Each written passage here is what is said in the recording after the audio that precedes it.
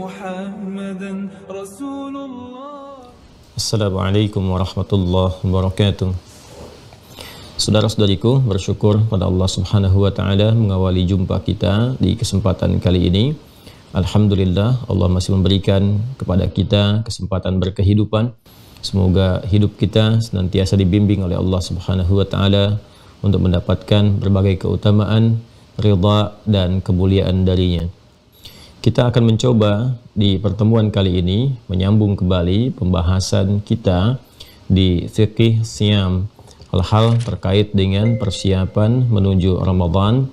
Diharapkan dengan pembahasan ini insya Allah kita mendapatkan tambahan penguatan pengetahuan dan juga perluasan wawasan menjelang ibadah Ramadan, sehingga ketika memasuki gerbang Ramadan insya Allah kita memiliki kesiapan untuk mengisi hari-hari Ramadan dengan berbagai implementasi dari pengetahuan yang telah didapati, baik itu yang terkait dengan peningkatan ibadah kita kepada Allah Subhanahu wa taala atau hal-hal lain yang kiranya mendukung kegiatan Ramadan demi mendapatkan ridha Allah Subhanahu wa taala. Di pertemuan yang lalu kita telah membahas tentang muqaddimah bagian kedua setelah mengenal tentang fikih Ramadan. Kita juga membahas tentang turunan-turunannya, baik dari tarhib dan alasan mengapa kita mesti berpuasa. Dari jumpa pertama kita membahas pengertian tarhib, kemudian edisi kedua kita membahas tentang alasan baik secara dalil naqli ataupun juga akli, logika, mengapa kita mesti berpuasa. Nah, saat ini telah kita dapati jawaban dari semua itu. Kita berpuasa karena ternyata dari puasa itu feedbacknya akan mengembalikan kita kepada keadaan-keadaan yang baik dan memenuhi seluruh bagian dari kehidupan atau unsur kemanusiaan kita. Ternyata puasa bermanfaat untuk mengembalikan keadaan rohani kita sehingga memiliki keadaan yang baik, mengumpulkan karakter-karakter moral yang mulia. Puncaknya adalah sifat-sifat baik yang berada dalam jiwa takwa, yang dengan itu memberikan dorongan kepada akal ya untuk mencerna segala hal dengan baik dan menginstruksikan kepada fisik untuk mengeksekusi semua hal itu dalam tindakan-tindakan perilaku sikap yang mulia. Karena itulah kemudian secara logika pun bisa diterima bahwa puasa itu bisa memberikan segala asupan yang baik yang menjadikan semua bagian tubuh kita bisa berperilaku dengan sehat dan mulia. Rohaninya baik, akalnya juga baik, dan jasmaninya juga baik. Secara singkat, puasa adalah kebutuhan sesungguhnya untuk memperbaiki keadaan jiwa, akal, dan jasmani, seperti yang diterangkan secara detail di pertemuan yang lalu. Sekarang pertanyaannya, puasa seperti apa yang bisa memberikan dampak baik bagi manusia dengan 3 pokok atau unsur utamanya, baik untuk rohaninya, jasmaninya ataupun aklaninya. Karena yang normal itu fisik tidak akan mungkin bersikap ya, tidak akan mungkin berekspresi, berperilaku kecuali digerakkan oleh akal. Nah, akal itu pun tidak akan mungkin memberikan instruksi kepada fisik untuk bergerak, bersikap, berperilaku kecuali didorong oleh jiwanya, didorong oleh rohaninya. Karena itu di Al-Qur'an tuh ada akal yang dicela karena dia tidak mengikuti instruksi rohani yang mengarahkan kepada kebaikan, tapi lebih mengikuti was-was, provokasi yang didorong oleh setan yang berdiri sendiri dari jiwa fujurnya. Maka oleh Al-Quran disampaikan, lahum qulubun la ya'qiluna biha. Ya, ada orang yang akalnya tidak bersandar kepada kolbunya. Kolbu di situ yang dimaksudkan adalah jiwa takwanya. Tapi dia seakan-akan berdiri sendiri, kan? Kemudian diarahkan oleh was-was, ya kalau dalam pengertian spiritual ya, kalau kita kaji lebih dalam, jiwa fujurnya berdiri sendiri, digerakkan kemudian oleh provokasi setan, atau tidak ditembuskan kepada bagian takwa sehingga seakan-akan akalnya berdiri sendiri, sehingga segala hal itu kemudian selalu ingin ditopang oleh akal yang mutlak ya, yang berlogika dengan sendirinya tanpa bimbingan dari roh, tanpa bimbingan dari jiwa. Sehingga semua harus serba logis, ya, semua harus serba nyata logikanya, ya, sekalipun barangkali akalnya belum sampai menjangkau itu. Nah, itu nanti ada celaan di dalam Al-Quran, lahum qulubun la ya'qiluna biha, ya. Itu di Quran surah ke 7 Al-A'raf di ayat 179 itu. Ada orang-orang yang dicela oleh Al-Quran karena tak mampu menggunakan penglihatannya secara baik, tak mampu menggunakan pendengarannya secara baik, dan tak mampu menggunakan akalnya secara baik yang tidak dibimbing oleh jiwanya. Karena itu di sini penting kita memberikan penegasan bahwa antara rohani, kemudian aklani, akal, dan juga fisik jasmani itu memiliki korelasi dan bersinergi satu dengan yang lainnya. Bila yang satu lemah, cacat, sakit, maka berpotensi menjadikan apa yang dieksekusi oleh fisik itu tidak sempurna keadaannya. Ya, karena fisik punya keterbatasan, akal punya keterbatasan. Yang tidak ada batas itu bimbingan yang diberikan oleh Allah kepada roh, ya, melalui iman. Ya, jadi kalau pandangan terbatas, Anda melihat tak mungkin semua bisa dipandang. Dengan jarak tertentu jadi mengecil, jadi hilang. Pendengaran juga demikian. Dengan frekuensi tertentu berapa hertz yang bisa didengar dari gelombang suara itu. Ketika itu berada di bawah batas atau di atas melampaui batas, itu pun sulit untuk terdengar. Tidak bisa kemudian dipaksakan. Ya, jadi semua perangkat kita yang dari fisik sampai ke akal itu terbatas. Akal juga demikian. Betapa banyak persoalan itu yang belum bisa kita tangkap secara logika. Nah, ini masalahnya. Ya, kadang-kadang ada sementara manusia itu yang kurang mengerti tentang hal ini. Jadi dia menyadari bahwa pandangan terbatas, penglihatan terbatas, tapi akalnya nggak mau terbatas. Ini masalah gitu. Ya, segala yang terkait dengan bidang-bidang fisik, kemudian akal, itu punya keterbatasan. Karena itu ada beberapa masalah yang belum bisa kita tangkap dengan logika. Nah, ketika tidak bisa ditangkap itu, maka tangkap dengan bagian terdalam, kolbu. Kata Nabi, istafti qalbak. Ya, dengarkan suara hatimu, maksudnya jiwa takwamu itu. Jadi turunannya kan gini, yang paling rendah fisik. Ya, fisik digerakkan oleh akal. Jadi berekspresinya fisik itu, ada gerakan yang diberikan, instruksinya dari akal. Jadi keterbatasan fisik didorong oleh kekuatan akal. Jadi lebih kuat. Nah, akal pun punya keterbatasan. Keterbatasan akal itulah yang didorong oleh iman. Ya, iman itu nanti punya hikmah yang diberikan oleh Allah. Ketika iman itu diaktifkan, hikmah datang membimbing akal untuk memahami sesuatu dengan baik. Jadi kalau dikatakan kepada Anda misalnya, warisan itu di dalam Islam 1:2. Bagi akal, belum bisa nangkap. Loh, kenapa Allah harus bedakan laki-laki dengan perempuan? Belum bisa tangkap. Nah, ketika Anda tak bisa menangkap, jangan dipaksakan bahwa ini tidak sesuai, tidak relevan, bertentangan dengan fitrah. Tidak. Ya, masa Anda yang tidak mampu menangkap, Anda yang menyalahkan kemudian konsepsi yang benarnya, ya? Maka dengan itu iman dulu, aktifkan iman ketika belum bisa menangkap, dengan iman diaktifkan, hikmah datang. Oh, ini ternyata pemberian warisan dalam Islam itu konsepsinya adalah konsepsi berkeadilan. Laki-laki diberikan 2 bagian karena ada tugas seperti ini yang membutuhkan bagian lebih. Kan? Dari itu untuk mendukung tugasnya, yang supportnya pun diberikan kepada bagian koleganya yang perempuan juga. Perempuan diberikan 1 karena tugasnya seperti ini. Antara tugas kewajiban laki-laki dan perempuan ada perbedaan di dalamnya, sehingga menjadikan supportnya pun itu tidak sama. Nah, karena itulah diberikan 2 itu bukan sekedar dikumpulkan jadi satu materi yang banyak, tapi nanti ada turunan-turunan yang harus kemudian dilakukan. Nah, ini gambaran-gambaran untuk memahami syariat. Nah, kembali kepada puasa. Ketika puasa tadi diharapkan, la'allakum tattaqun, dengan puasa, kalau Anda sungguh-sungguh, ingat la'allakum dari kata la'alla, harfut taraji, kalau Anda serius, Anda sungguh-sungguh menjalaninya, diharapkan dengan itu terbentuk karakteristik takwanya yang meningkat. La'allakum tattaqun. Dengan takwa itu kan bisa juga berarti mengerjakan, meninggalkan, dan menghadirkan peningkatan. Jadi dengan Anda mengerjakan satu konsepsi ibadah tertentu, ya, satu aturan tertentu, kemudian meninggalkan hal-hal yang dilarang, ya, ada yang sifatnya latihan, tinggalkan makan sementara, minum sementara, hubungan seksual, dan puncaknya nanti meninggalkan segala yang dilarang. Ya, ketika itu dikerjakan dengan aturan tertentu, maka lahirlah kemudian, ya, peningkatan karakteristik moral, kumpulan kebaikan-kebaikan yang secara paripurna akan terkumpul dan menggerakkan semua yang ada di akal, dibimbing, sehingga dengan itu bisa berinstruksikan bagian tubuh kita untuk bersikap dengan baik. Ini agak dalam sekali, memang tinggi kajiannya, tapi kalau kita memahami arahnya, maknanya, karakteristik diksi dalam Al-Quran, kita akan mendapati hal-hal yang sangat indah yang meluaskan pengetahuan. Nah, jadi puasa seperti apa yang bisa meningkatkan ketakwaan itu, yang memberikan dampak kebaikan, ya, yang bisa memicu kita untuk mendekatkan diri kepada Allah, meningkatkan kemuliaan, kebaikan, dan pertandanya udah nampak tuh.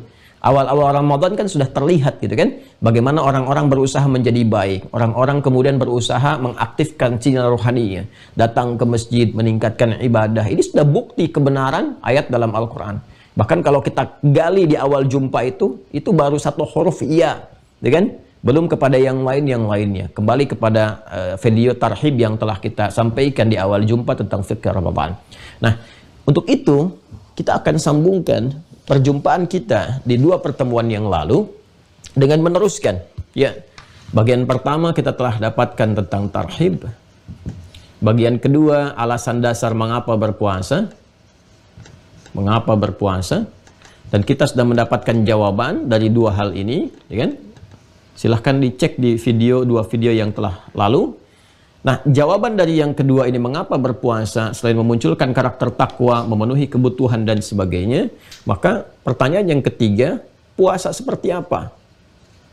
Ya, puasa yang bagaimana? Yang bisa melahirkan berbagai karakteristik kebaikan seperti yang telah kita hadirkan pada pertemuan yang kedua, menjawab pertanyaan ini. Mengapa berpuasa? Ya kan? Agar dapat meningkatkan takwa demi memenuhi kebutuhan roh, akal, dan fisik secara sekaligus. Ya, singkatnya menghadirkan sifat paripurna bagi setiap manusia. Ya, jadi kalau sudah teraktifkan seluruh bagian dirinya itu dengan baik, maka jadilah manusia yang paripurna. Masya Allah, rohani mendorong ibadah, ibadahnya kuat, orangnya cerdas karena akalnya meningkat, dan fisiknya juga sehat, baik. Ya, itu yang dikumpulkan dalam kata soleh itu, yang menggabungkan 4 kemuliaan. Secara fisikal, tayyib, secara pikiran, khair, secara karakter kinerja, ma'ruf, dan dikerjakan karena Allah, ihsan. Menggabungkan tayyib, khair, ma'ruf, ihsan, itu yang disebut dengan saleh.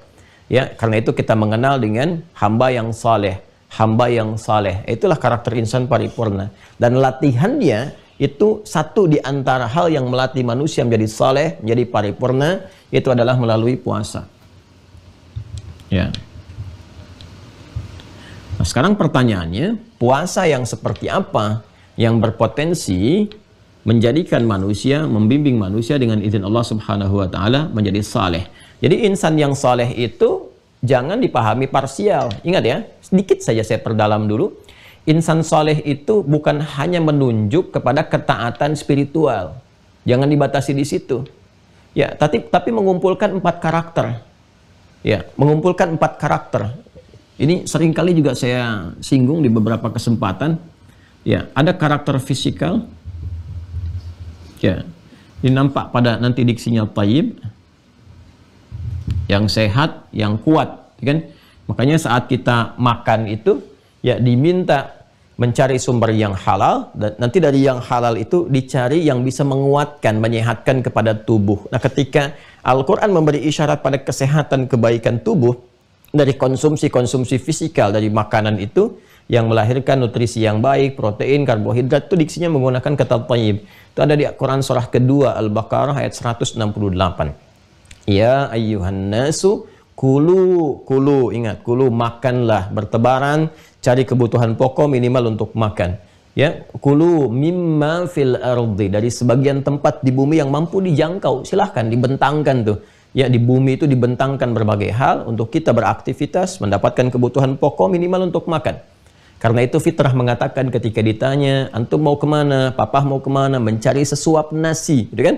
Ya, sebagai sinekdok pas prototo, menyebutkan sebagian untuk mewakili keseluruhan. Ya, sesuap kan maksudnya ya sebakul juga, ya serice cooker gitu kan, bahkan tambah dan sebagainya, itu kan gambaran, ya kan? Nah, halalan cari dengan cara yang legal, yang halal, yang benar, ya, yang menjadikan tata cara kita bekerja itu baik. Kemudian dari hasil itu thayyiban. Ya, cari konsumsi yang baik, yang bisa menyehatkan secara fisikal. Ya, ada juga yang menyifati halalnya dengan thayyib, ya legal tapi pekerjaan-pekerjaan baik.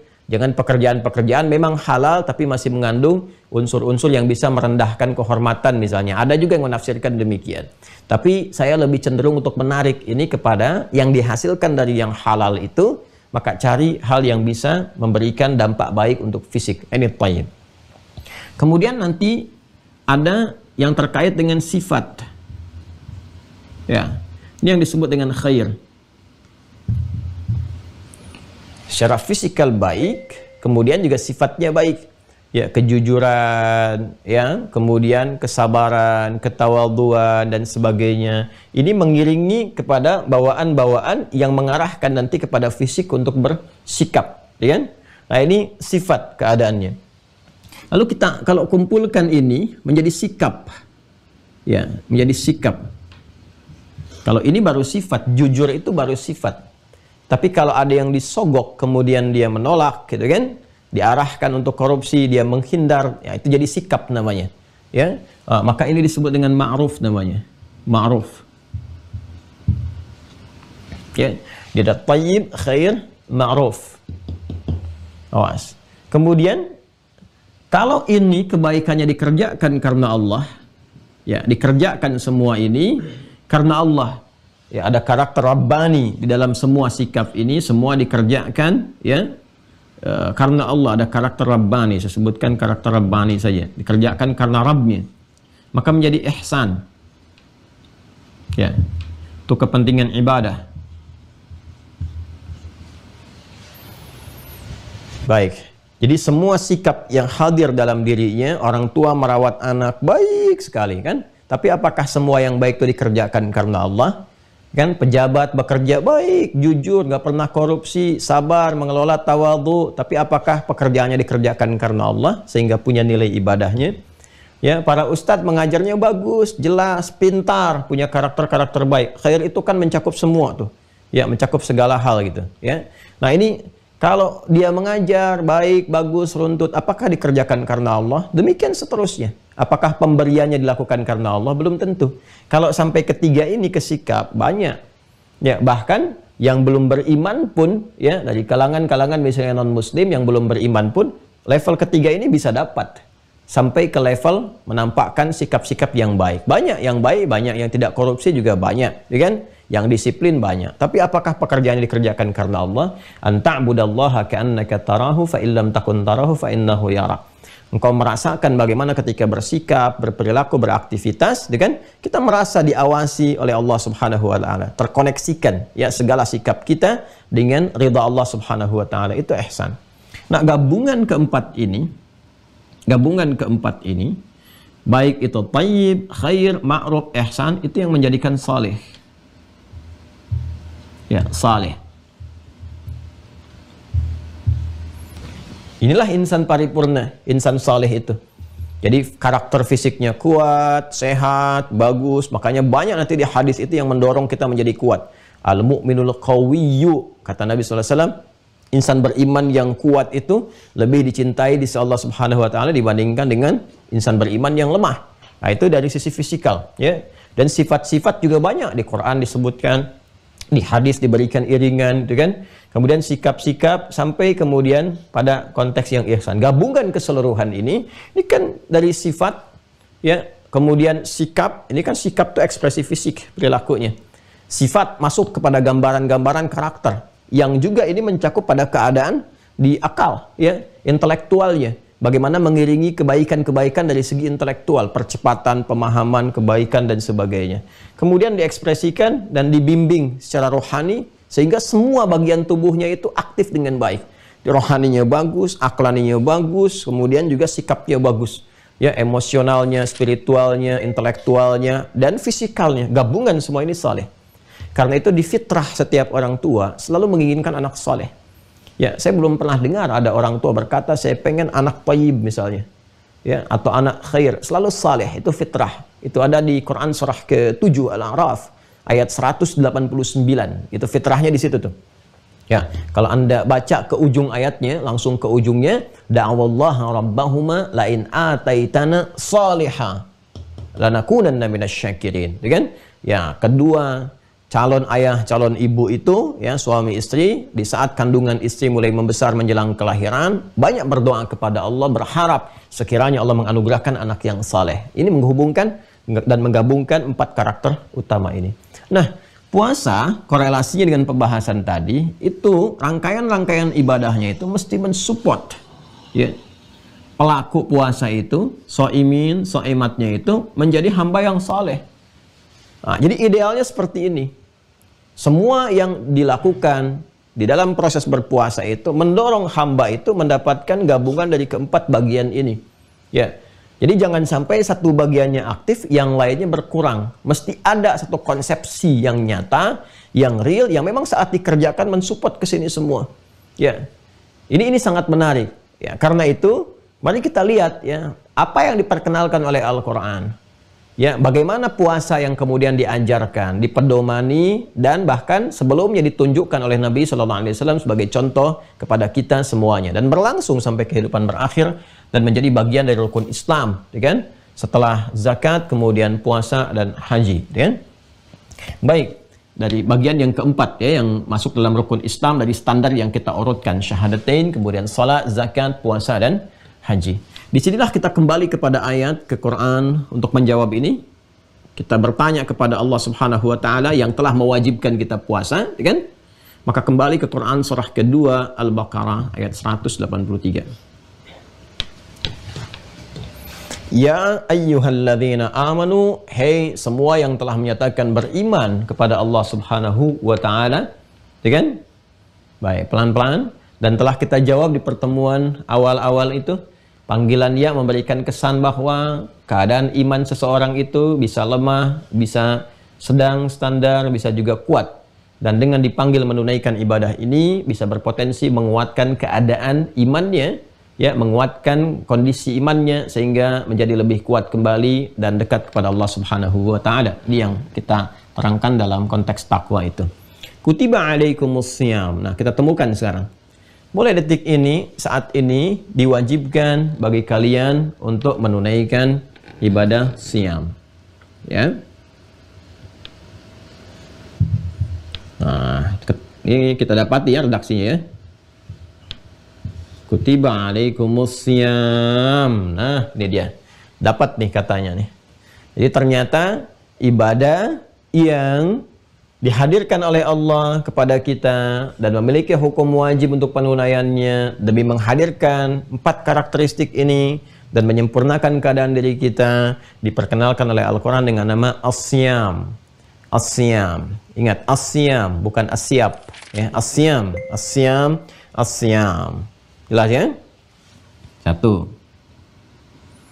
Nah, ini selalu menghadirkan hal yang sangat menarik gitu ya, dan senantiasa melahirkan kekaguman tersendiri saat mengaji Al-Quran. Jadi kalau kita mencoba mendalami bahasa Al-Quran dan mendapati dari susunan gramatikalnya korelasi bukan hanya antar surat, antar ayat, tapi kalimat satu ke kalimat yang lainnya. Ya, sebelum saya masuk ke sini, saya ingin sedikit sekali ya untuk menyinggung bagaimana kewajibannya itu diungkapkan dengan kata kutiba gitu. Ya, saya telah bahas di buku yang coba saya tuliskan itu, dan telah kemudian teman-teman dapati ya yang di Mira yang makna ayat puasa itu ya. Ya, kutiba. Kutiba ini pertama memiliki unsur wajib. Kedua, berbentuk pasif. Ketiga, memiliki penekanan atau dilalah yang khusus. Nah, ini keistimewaannya. Sehingga kita mengerti kenapa nanti Allah tidak menggunakan kata furidha alaikumusiyam. Ya, di warisan babnya pakai faradha. Kitaban mafruḍa. Di salat pakai faradha. Ya. Inna salata kanat 'alal mu'minina kitaban mafruḍa. Di salat digabungkan kitab dan faradha, ya, turunannya jadi mafruḍa. Di bagian waris menggunakan turunan kata faradha. Tapi untuk puasa menggunakan turunan dari kata kataba, kemudian bentuknya pasif kutiba. Baik, sekarang kita belajar dasar ini dulu ya, sebelum masuk ke siyam. Perhatikan baik-baik ya. Ini kita karena agak mendalam sifat kajiannya, kan terkurikulumkan ya. Walaupun teman-teman yang juga terhubung di YouTube, insya Allah dengan izin Allah juga ada manfaat-manfaat yang kita dapati. Kalau ingin serius nanti terkurikulum, silahkan masuk ke Mira. Tapi bersabar sejenak ya. Kita terpenuhi kemarin kuota angkatan pertama, jadi sedang kita siapkan pada step yang keduanya. Menyambung ke sini. Wajib. Perhatikan baik-baik teman-teman sekalian. Cara memahami setiap ada satu hukum yang bersifat wajib, artinya ada pekerjaan, satu perbuatan, atau dalam bahasa syariat diperkenalkan dengan nama amal, gitu kan? Ya, sudah standar bahasa Arab sebetulnya. Ya, amal. Sedikit saja untuk mendalami sedikit, amal itu bukan sekedar perbuatan, ya. Sebetulnya dalam bahasa Arab itu kata amal itu menunjuk pada pekerjaan yang akan dipertanggungjawabkan hasilnya. Jadi setiap aktivitas yang kemudian dia dinilai dan dipertanggungjawabkan dari hasil pekerjaan itu disebut amal namanya. Jelas ya? Jadi bukan sekedar pekerjaan, tapi segala yang dilakukan yang akan diberikan penilaian dan dipertanggungjawabkan. Ya, karena itu dalam pekerjaan harian pun kita, ya, dalam kehidupan kita, itu kalau orang bertanya misalnya, aina ta'mal? Madza amaluka? Apa pekerjaanmu? Anda mengatakan saya kerja di kantor misalnya kan? Ya, kadang kalau menunjuk kesibukan pakai syughul. Madza syughlak? Kesibukannya apa? Tapi kalau menunjuk pada pekerjaan itu menggunakan amal. Nah, orang yang bekerja di kantoran atau berdinas, kenapa pekerjaannya disebut amal? Karena kan dinilai. Ya, ada supervisornya kan, ada pimpinannya tuh memberikan penilaian. Dan Anda laporan. Ya, di militer kasih laporan, di jabatan kasih laporan. Bahkan berniaga pun kan Anda mencatat, memberi laporan. Nah, karena itu semua pekerjaan itu secara formalnya disebut dengan amal. Kenapa? Karena dinilai dan dilaporkan. Sama, aktivitas kita pun oleh Al-Quran disebut amal. Ya, kenapa? Karena itu dinilai, dicatat dalam kitab, diberikan penilaian, ditampakkan di akhirat sekecil apapun. Ya, bagian terkecil yang dikerjakan itu terkecil dari sesuatu itu disebut dzarrah namanya. Dzarrah. Karena itu Quran memperkenalkan kepada kita informasi sebelum kita kembali kepada Allah. Faman ya'mal mithqala dzarratin khairan yarah. Ya, sebaik apapun ya'mal dari kata amila. Faman ya'mal, sebaik apapun yang dikerjakan itu, apapun itu, sekecil apapun, itu akan ditampakkan. Ya, nanti ketika ditampakkan itu diberikan catatan penilaiannya. Ya, iqra kitabak kafa binafsika al-yawma 'alaika hasiba. Kan? Nah, ini baca ini hasil catatan kamu itu. Baru ada penilaian, itu yang disebut dengan hisab. Ya, maka hati-hati nih ya, hati-hati. Ini penting saya tekankan terlebih dahulu untuk memberikan satu jalur pemahaman yang utuh dan mendalam. Nah, jika ada perbuatan amal yang berhukum wajib, diwajibkan oleh Allah Subhanahu wa taala, bukan sekedar ingin memberikan kesan bahwa itu dinilai, dicatat, dilaporkan, dipertanggungjawabkan di hadapan Allah Subhanahu wa taala, tapi filosofinya adalah jika ada mengandung hukum wajib dari perbuatan itu, maka ini memberikan kesan ada sesuatu yang sangat istimewa, sangat penting, dan begitu berperan bagi kemaslahatan manusia. Ya, maslahat. Bagi kebaikan manusia. Ya, jadi saking pentingnya itu, saking istimewanya dan sangat dibutuhkan oleh manusia, kan, oleh hamba-hamba Allah Subhanahu wa taala, diwajibkan oleh Allah karena sayangnya Allah. Ya, kalau nggak sayang dibiarkan, ya terserah kamu mau puasa-puasa, mau tidak-tidak, gitu kan? Mau sholat-sholat, mau tidak-tidak. Tapi karena penting itu yang dibawa dalam kehidupan kita, Allah menginginkan kita hidupnya nyaman. Kan tegas kan disampaikan di Al-Quran tuh, yuridullahu bikumul yusra wala yuridu bikumul usra. Quran surah kedua Al-Baqarah, di pertengahannya itu di ayat 185 itu. Ya, yang syahr Ramadan alladzi unzila fihi al-Quran, terus sampai kita temukan kalimat yuridullahu bikumul yusra. Allah menginginkan hidupmu mudah. Ya kan? Ya, tidak menginginkan kesulitan. Nah, untuk memudahkan itu ada perkara-perkara pokok yang dengan mendapatkan itu mendorong kehidupan kita lebih mudah. Karena itu pada hal-hal ini Allah wajibkan nih kuncinya nih. Kalau kamu dapatkan hidup kamu lebih mudah. Itu filosofinya. Ya, jadi kewajiban itu sifatnya memaksa karena ada yang maslahat. Ya, karena itu ada orang tua kan ketika mendidik anak itu mewajibkan pada anak untuk mengerjakan. Kadang dipaksa dia untuk belajar jalan. Karena dengan berjalan memudahkan dia beraktivitas. Ya, kadang diajarkan untuk berlari. Kenapa? Karena dengan berlari mempercepat sampai pada sesuatu. Ya, memaksa untuk belajar. Kenapa? Karena dengan belajar akal mendapatkan tambahan pulsa pengetahuan. Sehingga nalarnya meningkat, mudah mencerna sesuatu. Jadi hikmahnya satu perintah yang mengikat, yang sifatnya memaksa untuk mengerjakan, pada hakikatnya mengandung segala keistimewaan yang penting didapatkan untuk kemaslahatan. Ini cara memandangnya begitu. Jadi kalau kita memandang bahwa setiap yang diwajibkan itu adalah hal yang kita butuhkan, ya, maka dengan itu senang kita menerimanya. Dan terkadang di Al-Quran itu diperkenalkan dulu apa sih maslahatnya, apa pentingnya, supaya kita mengerti. Ya, coba lihat tentang sholat kan, ya. Ketika azan pun diperdengarkan. Jadi saat Anda bertanya, kenapa sholat? Dalam azan diperdengarkan 5 kali. Sekali didengar belum paham, ya tidak apa-apa. 2 kali didengar belum paham, ya dipertanyakan. 5 kali diperdengarkan, nggak paham juga, dipertanyakan. Ya, Anda bertanya, hayya ala sholat, kenapa sholat? Kan? Ya, maka dijawab, hayya ala falah. Di balik ini ada kebahagiaan, ada kesuksesan, jalannya lewat itu. Anda bertanya, kenapa puasa? Di balik ini dijawab, la'allakum tattaqun. Diperkenalkan dulu supaya mengerti. Ya, jadi kalau kita mengerti kalimat takwa dan puasa bisa menjadikan kita meningkat ketakwaan, dan takwa ini ternyata dibutuhkan untuk mensupport 3 bagian dari tubuh kita supaya mendapatkan karakter yang hebat ini. Makanya orang-orang yang rajin puasa itu, ya, dan puasanya ditunaikan dengan benar, itu terjadi peningkatan dari sisi intelektualitasnya, emosionalnya stabil, gitu kan? Kemudian juga karakteristik spiritualnya dahsyat dan kuat. Ya, coba lihat tuh di masa-masa lalu itu. Ya, aktivitas-aktivitas militer pun bahkan terjadi saat Ramadan. Perang Badar itu terjadi kapan? Ramadan. Fathu Makkah itu kapan? Ramadan. Jadi semua ini meningkat nih. Jadi ada yang istimewa. Ya, ini filosofi dasarnya gitu ya, makna dasarnya. Jadi kalau kita mendengar kewajiban dalam Al-Quran masih senang karena ada yang dibutuhkan untuk kita di situ. Ya, ada yang butuh kita di situ. Karena itu orang-orang dulu ketika mendengar kewajiban bukan mengeluh. Dan tidak pernah bertanya, selalu mengatakan sami'na wa ata'na. Kami dengar, kami taati, karena sadar di situ ada kebutuhan yang diperlukan, ada yang penting untuk maslahat hidup. Begitu cara melihatnya. Ya. Nah, sebaliknya kalau ada yang haram, seperti saya terangkan kemarin, untuk menjaga kehormatan supaya tidak runtuh kehormatan. Karena itu hukumnya disebut haram. Dari kata hurmah, yang dengan diharamkan ini kehormatan tetap terjaga.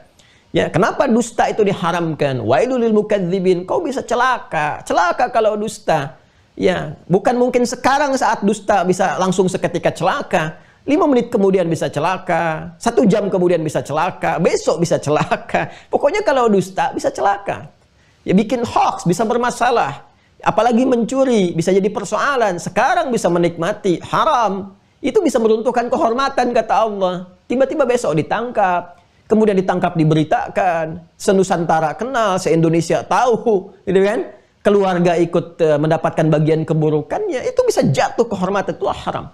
Jadi kalau diharamkan, jangan melihat sebagai pembatasan, melihat penjagaan pada kehormatan. Itu filosofinya. Nah, sekarang kita balik kan? Nah, ini berarti di sini ada informasi nih, ketika diwajibkan oleh Allah, karena itu diterjemahan kan hanya mencukupkan pada kata diwajibkan atas kalian. Dan tafsir menjawab kepada kita dengan mendalami diksi ini. Ya, dilihat nih apa unsur manfaat dari kewajiban. Itu ternyata ada manfaatnya. Ada keistimewaannya, ada maslahatnya. Ini satu. Baik, pertanyaan kedua. Kita kesini dulu nih, dilalahnya nih. Dilalah. Petunjuknya, penekanannya. Kenapa menggunakan kata kutiba kewajibannya? Kita sudah tahu alasan atau manfaat, hikmah dibalik wajib ini atau hukum kewajiban. Terus ini menggunakan kata kutiba. Wajib itu kan ada beberapa diksi di bahasa Arab. Ya, aujaba, yujibu, wajib, ya, wajib itu sendiri dari bahasa Arab. Ya, wajib itu dari bahasa Arab, banyak dari bahasa Arab ya, yang diserap ke dalam bahasa Indonesia. Ya, aujaba, yujibu itu mewajibkan. Wajaba itu wajib.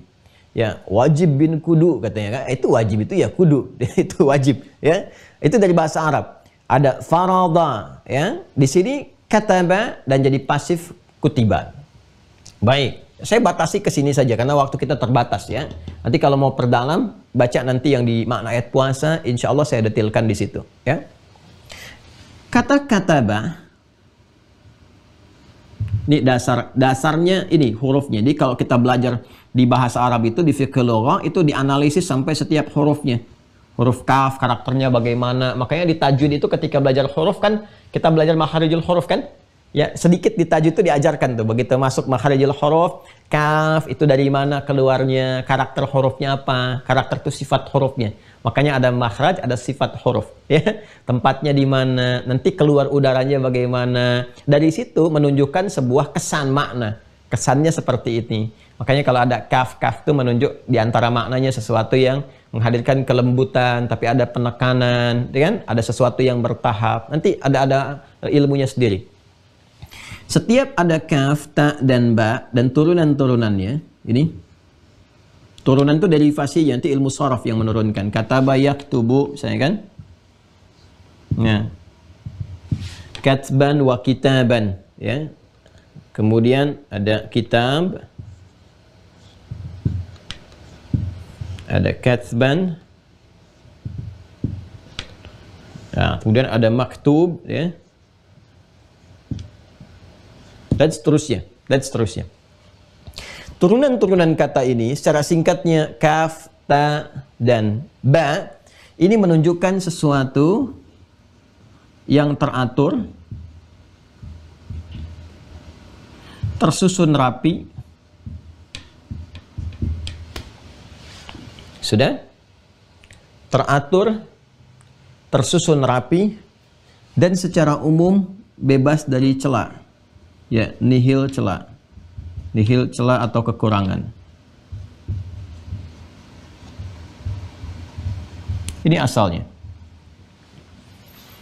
Sesuatu yang tersusun secara teratur, rapi, dan ada makna yang ketiga, umumnya nihil dari celah atau bebas dari kekurangan.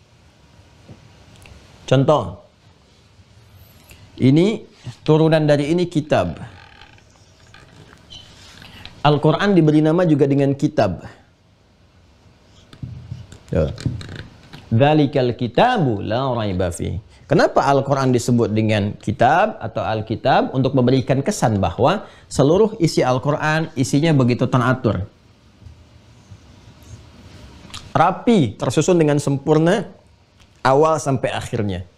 Bahkan Anda bisa menemukan, Masya Allah, begitu Anda tahu letak titik tengahnya, Anda bisa memetakan. Oh, kalau bergeser sedikit, maka di sini nanti ada yang harus diteliti nih susunannya. Mungkin salah cetak, salah tempat, dan sebagainya. Bukan Qur'annya yang salah, Qur'annya sempurna. Saking sempurnanya dijaga oleh Allah Subhanahu wa Ta'ala, sehingga susunannya pun diketahui awal sampai akhirnya.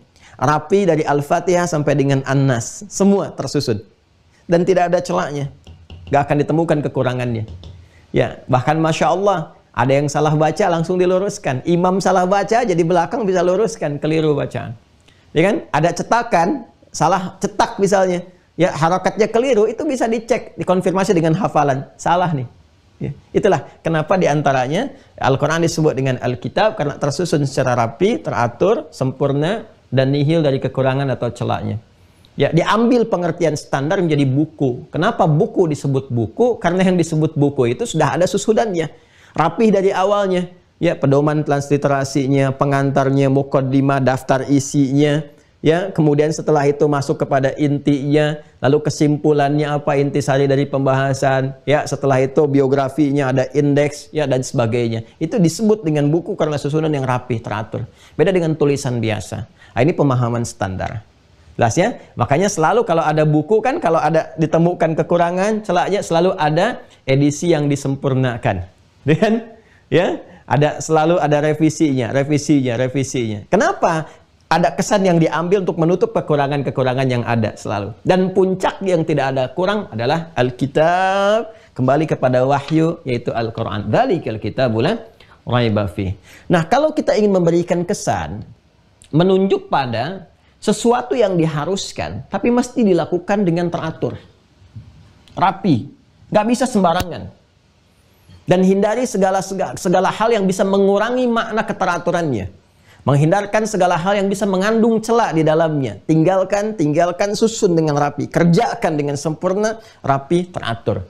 Kalau Anda ingin menghadirkan satu makna-makna tadi dalam bentuk kewajiban, maka Anda hadirkan dalam bahasa Arab, diksinya menggunakan kata ini. Kataba. Ya. Tuh. Jadi kataba itu bukan hanya menulis. Ya, itu baru mengambil sebagian maknanya. Ya, maknanya itu kenapa menulis disebut dengan kataba? Karena mendorong supaya yang ditulis itu teratur, rapi. Kalau menulis mesti rapi, ya kan? Kalau menulis jangan menulis yang menghadirkan celaan, jauhkan dari kekurangan. Itu asalnya ke sini. Nah, ini pun mengandung makna yang bisa menunjuk, ya, menunjuk dilalah, menunjukkan kepada makna kewajiban, wajib, tapi bukan sekedar wajib. mengandung unsur keteraturan, sesuatu yang dikerjakan dengan rapi dan cenderung menghindarkan segala kekurangan atau hal yang mengandung celah yang bisa menjadikan segala yang teratur itu menjadi tidak tertib dan rusak. Maka gunakan kata-kata apa? Jelas ya? Baik. Nah, dapat nih di sini. Kenapa di kewajiban puasa ini, ya ayyuhalladzina amanu, kan? Kutiba alaikumusiyam. Kenapa kewajibannya menggunakan turunan kata kataba dalam bentuk pasif, kutiba? Sebelum kita membahas bentuk pasifnya, kita terapkan dulu makna ini ke dalam kewajiban puasa. Jadi ternyata saking detailnya Allah memberikan petunjuk kepada kita, sampai diksinya pun sangat luar biasa. Wajar karena ini firman Allah, ya, pasti sempurna, kan? Seakan memberi kesan kalau Anda ingin mendapatkan manfaat takwa, la'allakum tattaqun dalam puasa, ya kan? Dan mendapatkan kepribadian yang sempurna, karakteristik saleh itu yang baik, yang sempurna itu, maka aku berikan satu kewajiban kepada kalian, ya kan? Berupa nanti amal, perbuatan, ibadah, tapi bukan sekedar ibadah, bukan sekedar perbuatan, ya. Perbuatan yang nanti akan dikerjakan dengan aturan-aturan yang tertib, yang teratur. Ya. Yang ketika kewajiban itu berlaku, kerjakan dengan teratur, dengan tertib. Gak boleh semaunya. Ya, kapan menahan, kapan buka. Jangan sampai aturan dibikin dari fajar sampai maghrib, tengah-tengah misalnya zuhur, Anda masuk kamar, Anda makan sendiri. Ya. Jangan sampai ini yang dilarang, Anda kerjakan. Sehingga yang celah-celah malah dikerjakan. Maka penggunaan derivasi kata kataba memberikan kesan bahwa kewajiban ini bukan kewajiban biasa, tapi kewajiban yang ketika dikerjakan ada aturan-aturan yang mengiringi, kan? Nah, ada tertib yang harus dilakukan, ada hal-hal yang mesti dihindari yang mengganggu ketertiban dan keteraturan itu. Jadi sistemnya pun sudah Allah siapkan dari satu kata yang mengiringi ini. Jadi saya sudah terangkan makna atau filosofi hikmah dari kewajiban itu apa, dilarangnya apa. Sekarang kenapa bentuknya pasif? Ya, kalau bentuknya aktif, subjeknya harus muncul kan? Yang mewajibkannya, bentuk aktif itu kan harus muncul subjeknya, ya kan? Saya makan nasi. Subjek, predikat, objek. Bentuk aktif ya, di bahasa Indonesia kan, pasti ingat ya. Kita ingin rubah ke dalam bentuk pasif. Nasi dimakan. Ya, nasi kalau mau kita tambahkan keterangan sudah dimakan, saya kan. Ya, sudah dimakan, kita tambahkan dimakan. Kalau kita kasih kurung ini ya, untuk menunjukkan ini berubah jadi bentuk pasif. Nasinya ya sudah dimakan. Nasi dimakan, sudah dimakan. Ya, dan tidak harus menghadirkan subjeknya lagi. Karena yang ingin ditekankan adalah ini udah selesai ini. Ya, sudah dimakan ini, sudah habis. Ya, pada pekerjaannya. Ya, dan sudah diketahui yang makan siapa gitu ya. Udah jelas gitu. Ya. Nah, ini sesuatu yang sangat menarik. Jadi kalau kita mengenal karakteristik dalam bahasa Arab yang merubah bentuk pasif, bentuk aktif ke dalam bentuk pasif. Nah, saya ingin terangkan struktur dasarnya dulu. Kalau aktif itu kan subjeknya mesti ada. Kalau pasif, subjek dihilangkan. Nah, di bahasa Arab, bentuk aktif itu disebut dengan, kalau ini ke fi'il madhi, ma'lum, diketahui untuk menunjuk pada subjek. Kalau pasif disebut majhul. Ya, tidak perlu hafalkan istilah ini ya. Saya ingin berikan kesan saja nanti supaya kita bisa tahu maknanya kemana. Kalau maklum diketahui, itu subjeknya mesti ada. Maklum tuh singkatan dari bentuk aktif lah. Diketahui aktif, mesti aktif. Maka harakatnya ini umumnya semua a. Ya, a. Jadi kalau ini ada kaf, ada ta, ada ba, gini.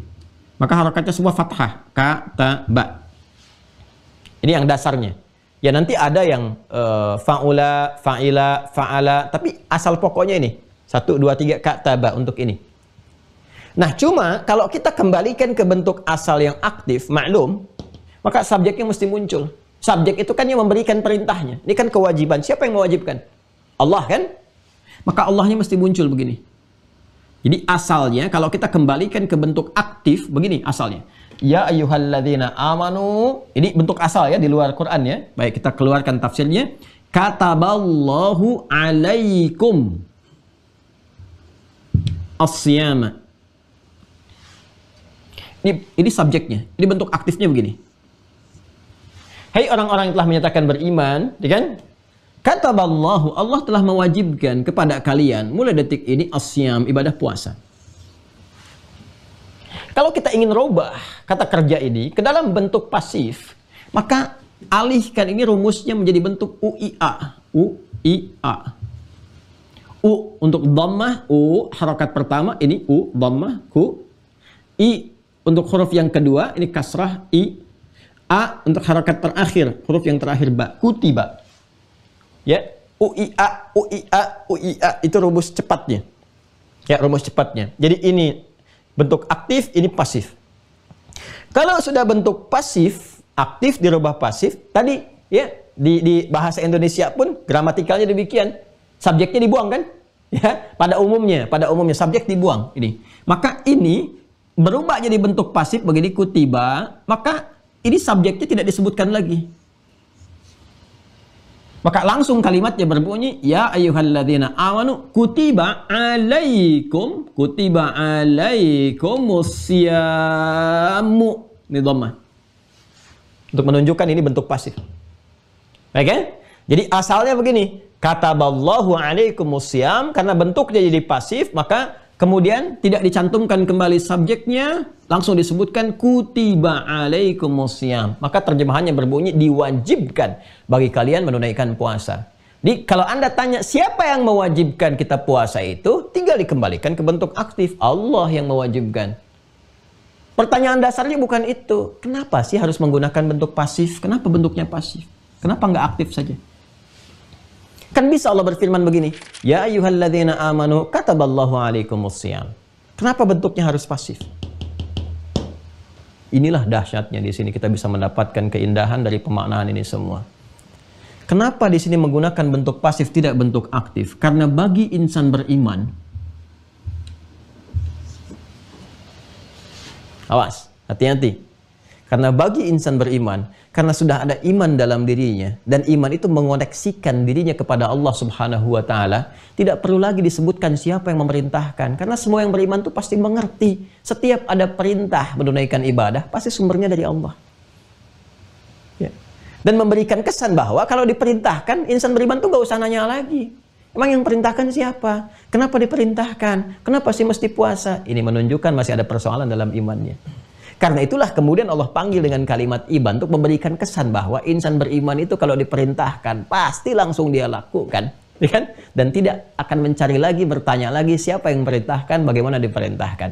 Karena dasar iman itu ketika iman pada Allah, meyakini kepada Allah walaupun belum tampak saat ini dalam pandangannya dengan sifat ghaibnya. Alladzina yu'minuna bil ghaib.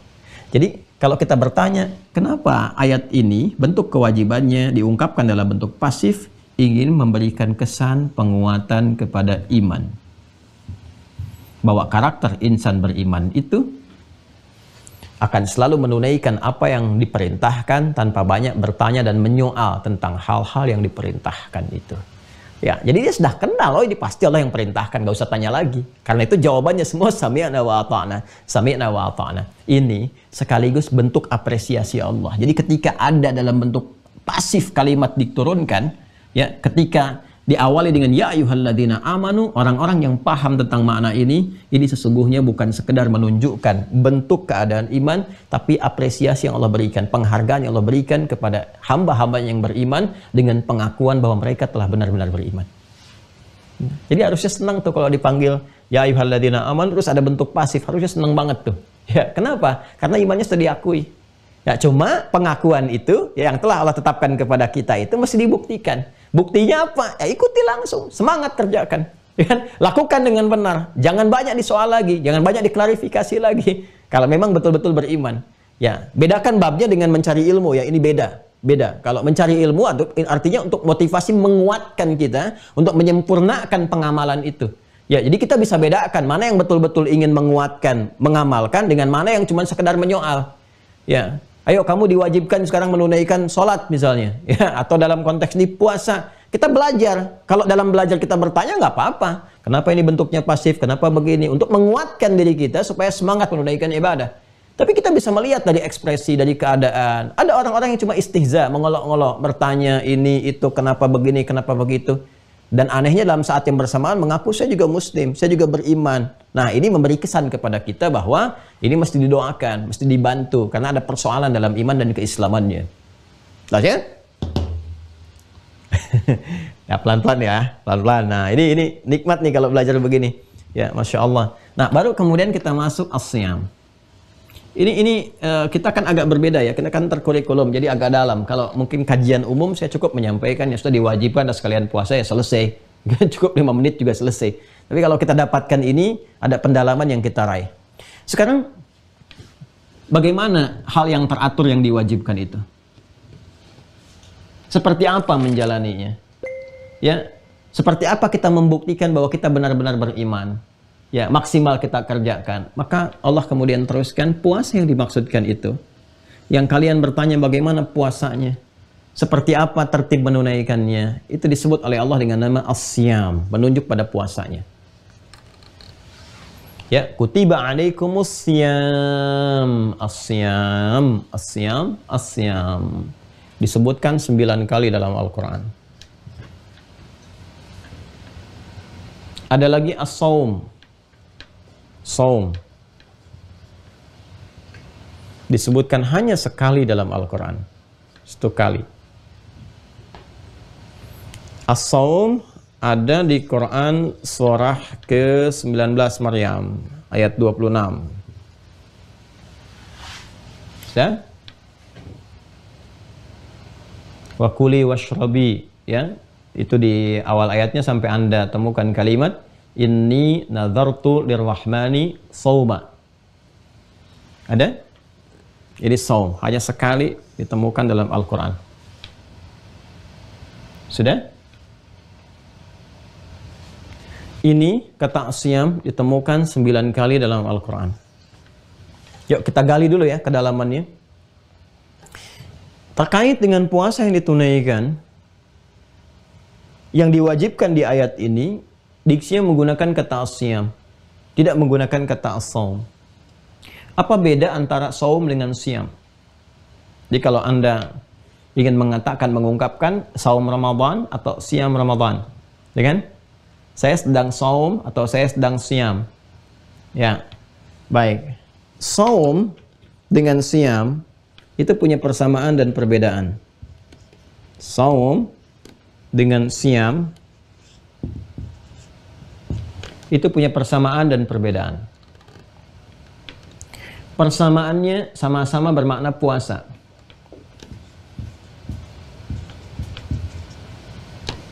Yang secara bahasa mengandung arti al-imsak, menahan.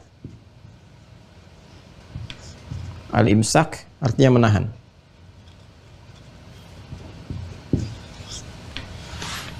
Menahan sesuatu sehingga tetap berada dalam posisinya. Ya. Jelas ya? Artinya menahan. Al-imsak artinya menahan. Jadi kalau sudah imsak, nah itu harus sudah tahan, sudah puasa. Imsak itu artinya puasa. Ya, jadi saum, siyam itu sama dengan imsak. Ya. Jadi kalau sudah ada kata imsak, imsak artinya sudah menahan. Artinya sudah saum, artinya sudah siyam, sudah mulai puasanya. Ya, dan dimulainya nanti kita akan masuk kepada detailnya. Tapi saya infokan dari awal supaya kita memahami karena disebutkan diksi atau katanya. Ya, jadi kalau sudah imsak, ini sama artinya secara bahasa dengan siyam, sama dengan saum, sama-sama menahan. Artinya sama-sama sudah mulai puasa. Dan waktunya dimulai nanti kalau dalam konteks penunaian dari mulai fajar itu tiba. Ya, ditandai dengan azan subuh, ya subuh sudah tiba, fajar tiba. Ya, wa kulu washrabu hatta yatabayyana lakumul khaytul abyadu minal khaytil aswadi minal fajr. Quran surah kedua Al-Baqarah ayat 187. Silahkan makan dan minum ya sampai nanti tiba waktu fajar. Fajar ditandai dengan azan, Allahu akbar, maka sudah dimulai imsak. Ya, jadi kalau sebelum adzan itu belum imsak, belum puasa, belum dimulai. Nah, jadi kalau misalnya adzan subuh jam 4:30 misal saja. Ya, waktu Indonesia bagian barat. Ya, ini fajar, azan, ini azan dimulai. Azannya 4.30. Maka imsaknya jam berapa? Ya 4.30. Bukan 4.25. Ya bukan 4.20. Ya imsaknya 4.20. Kan waktu dimulainya puasa itu saat azan berkumandang. Saat azan mulailah saum. Saat azan mulailah siam. Saat azan mulailah imsak. Jadi imsak itu menahan, mulai berpuasa. Ya, jadi kalau azan 4.30 ya mulai imsaknya 4.30. Imsak itu artinya menahan untuk mulai puasa. Itu dalam pengertian secara bahasa Arab, secara syariat. Tapi culture kadang-kadang kan beda. Ya, culture itu sekarang di Indonesia dipahaminya pada umumnya imsak itu siap-siap. Siap-siap mau puasa, sebentar lagi adzan tiba. Kan? Itu pemahaman dari makna yang berbeda. Ya. Tapi asalnya imsak itu kalau kita gali dalam bahasa ya sama dengan puasa. Ya, artinya kalau nanti ada pas nanti Ramadan misalnya, ya jam 4.25 sudah ada informasi imsak. Kalau Anda pahamnya begini, Anda jawab belum 5 menit lagi. Ya. Jadi culture kadang-kadang itulah memahami syariat dengan culture mesti didalami. Kadang-kadang ada masyarakat beda memahami apa yang dimaksudkan. Ya. Nah, sekarang ke sini teman-teman sekalian. Balik ya. Kalau yang dimaksudkan menahan ini, imsak ini dalam pengertian umum, menahan dari apa saja? Ya, masih umum sifatnya. Misal, saya mau katakan saya mau nahan makan nasi hari ini. Ya, saya mau makan yang ringan-ringan aja, nggak mau makan nasi. Yang ringan makan kerupuk misalnya kan, ringan kerupuk makan tapi nggak makan nasi. Atau pada umum saya nggak mau makan tapi masih minum. Nah, itu masih disebut saum. Karena punya arti menahan. Menahan saja secara umum. Atau saya hari ini masih makan masih minum masih, tapi saya nggak mau bicara hari ini. Pokoknya nggak mau bicara aja. Ya, diam aja. Ustaz Adi apa kabar? Mau kemana? Kok Ustaz Adi nggak jawab? Saya sedang saum. Saum apa? Puasa. Puasanya apa? Nggak mau bicara. Kok itu bicara? Contoh. Contoh. Nah, itu saum. Pokoknya menahan apa aja itu saum. Ya, karena itu Sayyidah Maryam alaihissalam ketika diberikan jalan oleh Allah untuk membebaskan diri beliau dari tuduhan dan menunjukkan kemuliaan Nabi Isa alaihissalam, Yesus Mesias sebagai Nabi. Ingat ya, dalam Islam sebagai Nabi, bukan Tuhan. Sebagai Nabi yang diutus dan menunjukkan mukjizat pertamanya untuk ditunjukkan oleh Allah, ibunya diminta diam dulu. Jangan bicara dulu. Biarkan bayinya yang bicara untuk menunjukkan keistimewaan mukjizat yang melekat kepadanya. Dalam saat yang bersamaan menunjukkan kenabian dan kerasulannya sekaligus membebaskan ibunda dari tuduhan. Baik ya? Karena itu nanti kalau kita teruskan ngajinya dari ayat 26 terus sampai ke ayat 33, nanti kita akan temukan bagaimana Isa alaihissalam, Yesus Mesias berbicara dari sejak buayan dalam ibundanya setelah dilahirkan itu untuk membebaskan ibunya dari tuduhan dan mengatakan siapa beliau ini, misinya apa, ya. Ini kita akan turunkan dari sini mulainya. Ya. Wa kuli washrabi, masih makan, silakan makan, minum, ya kan? Ya, waqarni aina, silahkan nikmati. Bahkan yang sebelumnya kalau kamu ingin makan dimudahkan, goncangkan saja ya pohon kurma yang ada di situ. Allah beri kekuatan. Jadi ikhtiar dulu, tetap ada ikhtiar walaupun mudah bagi Allah untuk menjatuhkan. Tapi ikhtiar langsung jatuh. Ya bagaimana orang sedang mengandung yang berat, yang sulit dan sebagainya gitu kan, punya kekuatan untuk menggoncangkan pohon kurma, kurmanya jatuh. Kan nggak mudah. Tapi Allah memberikan sebuah kesan bahwa ikuti dulu nih sunatullahnya nih. Ya, walaupun pelan begini ada ikhtiar, rezeki turun. Karena rezeki itu bersanding dengan ikhtiarnya nanti. Ya. Itu pesan yang sangat dalam sekali kalau kita ngaji itu. Jadi begitu kemudian digoncangkan dalam arti keluar ikhtiar sedikit, jatuh kurma silahkan makan. Minum dikasih yang menyegarkan dan sebagainya. Tapi fa imma tarayna ya minal basyari ahada, kalau kamu nanti setelah melahirkan berjumpa dengan 1-2 orang yang mungkin menuduh kamu kan suci nih. Perempuan suci, nggak pernah disentuh laki-laki manapun dan sebagainya. Justru karena suci dan terhormat ini dipilih oleh Allah untuk melahirkan Nabi yang terhormat. Ya, hamba yang terhormat. Ini hikmahnya. Ya, karena itu ketika kemudian diperintahkan, jangan jawab ya, kamu diam saja. Karena tuduhan kepada kamu akan dibebaskan lewat bayi ini. Sekaligus menunjukkan mukjizat awal yang menandakan kenabiannya, kerasulannya. Maka diperintahkannya apa? Ya, katakan kalau nanti bertemu dengan orang-orang, kamu sedang saum. Inni nazartu lirrahmani sauma. Saum, kalimatnya menggunakan saum. Ya. Apa saumnya? Falan ukallimal yauma insiya. Enggak bicara dengan satu orang pun. Saumnya tidak bicara, menahan dari bicara. Ya. Apakah masih makan? Masih. Masih minum? Masih. Makan, minum, ya cuma nggak mau bicara. Nah itu karena mengandung makna umum menahan, maka diksi yang digunakan saum. Jelas ya? Jadi kalau saum masih umum.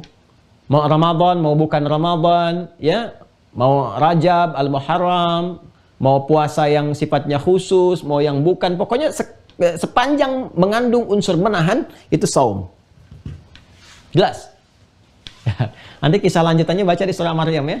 Bagaimana beliau mengatakan ini Abdullah itu hamba Allah, gitu kan?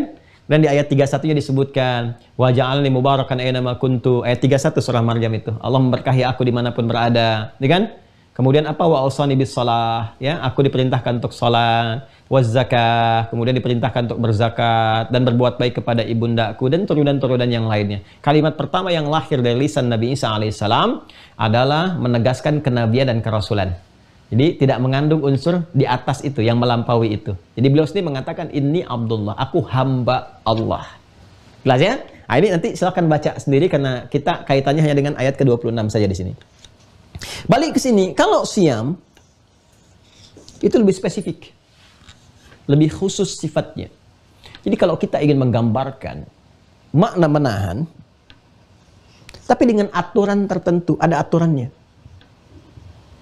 yang menunjukkan sesuatu yang tertib. Tuh, lihat korelasinya. Jadi saya tadi katakan kepada Anda bahwa setiap kata dalam ayat Al-Quran itu selalu ada ya keterkaitan. Menunjuk pada sesuatu yang tertib, yang teratur, yang rapi. Ya, ada aturannya, ada ketentuannya, ada hukumnya, ada panduannya. Maka alihkan diksinya dari kata saum menjadi siam. Ke sini. Jadi ketika Allah memperkenalkan kepada kita, saat Anda bertanya bagaimana puasanya, dan ditampilkan diksinya siam, ini memberi kesan bahwa ini bukan puasa biasa, yang tidak sembarangan ditunaikan. Ya, cuma sekedar puasa tidak. Ada aturannya. Pelajari dulu aturannya sebelum ditunaikan. Kapan dimulai aturan itu? Kapan Anda mulai berpuasa? Dari waktunya. Ada waktunya. Gak bisa sembarangan. Ya, ada waktunya khusus. Kemudian ada apa lagi? Ada syaratnya. Ya. Tuh. Ada apa lagi? Ada pedoman amalnya. Tuh. Ya. Ada apa lagi? Ada motivasinya yang menunjukkan keutamaan-keutamaan tertentu. Ya. Ada apa lagi yang kelima? Ada parameter keberhasilannya. Berhasil nggak puasanya? Tahu dari mana berhasil? Ya. Kok tiba-tiba bisa mudah mengucapkan Allahu Akbar saat Idul Fitri? Itu bisa kelihatan tuh. Mana yang berhasil, mana yang belum maksimal, bisa tampak. Dari takbirnya aja kelihatan. Dari kedengaran suaranya aja bisa terasakan itu. Karena beda nanti. Ini dia nih. Ada waktunya. Kapan ditunaikan ini? Asyam yang dimaksudkan ini. Ya. Kemudian juga ada syaratnya. Bahkan syaratnya nanti dibagi 3. Ada syarat wajib. Yang ketika syarat terpenuhi, wajib dia puasa itu. Jadi ini kewajiban pun diikat dengan syarat. Ya, syarat belum terpenuhi, belum wajib. Jangan dipaksa-paksa, emang belum wajib. Tuhan, Allah belum mewajibkan. Kenapa manusia memaksa untuk kemudian harus melakukan? Ya, nah diikat. Ada syarat sah. Iya, sudah wajib puasa. Tapi karena kondisi tertentu tidak sah puasanya kalau ditunaikan. Ada. Maka jaga itu. Ada syarat wajib dan sah bersamaan. Jadi ini wajibnya, ini sahnya. Dikerjakan secara bersamaan. Ada. Ini sudah babnya sendiri. Apa yang dikerjakan saat puasanya? Karena kan ini ada ketentuan, ada aturan. Pedomannya apa? Ada. Dia yang kalau kamu kerjakan siangnya begini, malamnya begini, amalannya begini. Terus kalau saya kerjakan ini, ya Allah saya ingin mengerjakan ini. Ya Rasulullah saya kerjakan ini. Ya, apa yang bisa menguatkan saya mengerjakan itu? Keistimewaannya apa? Ada motivasi. Nih, buruk satu malam ini. Jadi keistimewaannya seperti ini. Kalau kamu kerjakan sholat di malam hari begini, kamu dapat seperti ini. Kalau kamu benar puasanya di siang hari begini, maghribnya doa kamu akan dijawab dengan cepat. Dan sebagainya. Itu ada. Ya. Dan yang paling indah terakhir ada parameter. Berhasil nggak puasanya? Betul nggak tuh? Nah, semua ini terpenuhi dalam satu diksi saja, asyam. Cuma tidak sekedar kita mengatakan asyam selesai. Ini mesti dibahas. Kapan waktunya berpuasa ini? Ya, Kemudian yang paling menarik ketika disebutkan waktunya, kenapa namanya disebut dengan itu? Itu sampai ke situnya jelas. Makanya saya sering katakan, nggak ada di Islam itu, satu pun yang tidak jelas itu nggak ada gitu. Dan semua turunannya ada, bahkan ketika dipilih diksinya pun itu masih punya makna, masih punya arti. Nah, apa arti dari semua ini? Bagaimana menjelaskannya? Sabar. Besok insya Allah kita terangkan kembali. Kita jeda sejenak ya. Semoga dilancarkan kegiatan, hal-hal yang bisa dikerjakan. Yang penting kita dapatkan kan hari ini perbedaan saum dan siam kan judulnya. Ya, saya sudah menerangkan sesuai dengan target yang telah dituliskan. Kita ini ada di satu pembatas ya, satu keadaan yang boleh jadi nanti akan banyak ujian-ujian. Jadi kita harus lebih mengenal diri kita, tentang agama kita, jalur hidup kita. Karena ini sudah masuk pada tanda-tanda yang dinubuatkan oleh Nabi SAW. Dan saat muncul tanda-tanda itu, kita akan dapati kondisi kehidupan yang tidak biasa. Mulai banyak pengantar kepada dusta-dusta, ketertukaran dalam keadaan-keadaan. Kan? Nah, ini akan dapati hal-hal semacam ini. Kemudian juga taqarrubul aswaq. Nabi sudah sampaikan dari dulu. Pasar yang sangat berdekatan, mudah untuk diakses. Sehingga saking mudahnya ini, kemaksiatan juga mudah hadir di dalamnya. Ya, riba mudah ada, penipuan mudah ada, dan itu nanti akan berubah ke dalam karakter berkehidupan. Ya, yang kita lihat seakan-akan baik, padahal ada manipulatif di dalamnya, ada kamuflase keburukan. Itu akan didapatkan masa-masa itu. Ini mesti hati-hati, mesti hati-hati.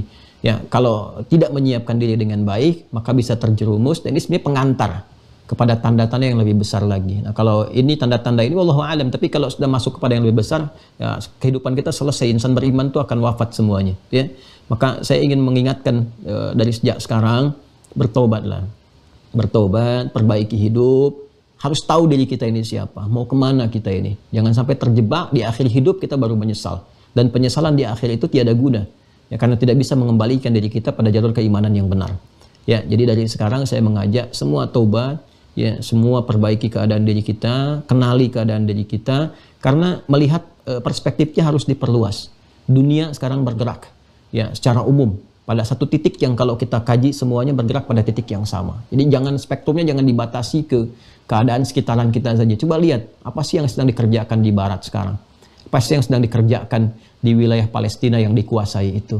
Arahnya mau kemana gitu kan? Ini dunia sedang bergolak sekarang menuju pada satu titik. Kalau kita puzzle-nya kita satukan pada satu titik, dan titik itu ternyata sesuai dengan apa yang diprediksikan, bukan hanya prediksi, apa yang dinubuatkan, ya diinfokan oleh Rasulullah SAW sejak jauh-jauh hari. Mungkin satu saat kita ngaji itu deh, supaya saya jelaskan bisa lebih detail gitu kan. Nah, ini barangkali ketika ada kesiapan nanti, tapi pengantarnya ya perbaiki diri kita, bertobat dengan baik, kemudian kuatkan di keluarga untuk menjaga iman dengan baik dan menjaga amal saleh. Itu yang paling utama. Ya, itu saja teman-teman sekalian yang ingin saya sampaikan. Mudah-mudahan Allah ridai apa yang kita kerjakan sampai dengan detik ini. Ya, mudah-mudahan ada kebaikan, Allah ridai, dan tetap kita dibimbing menuju hal-hal yang mulia di hadapan Allah Subhanahu wa taala dan Rasulnya. Allahumma taqabbal minna innaka antas sami'ul alim wa tub 'alaina innaka antat tawwabur rahim. Rabbana atina fid dunya hasanah wa fil akhirati hasanah wa qina adzabannar. Allahumma a'inna ala dzikrika wa syukrika wa husni ibadatik wa sallallahu ala sayyidina Muhammad wa ala alihi wa sahbihi ajma'in wa akhiru da'wana subhanakallahumma wa bihamdika asyhadu an la ilaha illa anta nastaghfiruka wa natubu ilaik walhamdulillahi rabbil alamin. Assalamualaikum warahmatullahi wabarakatuh.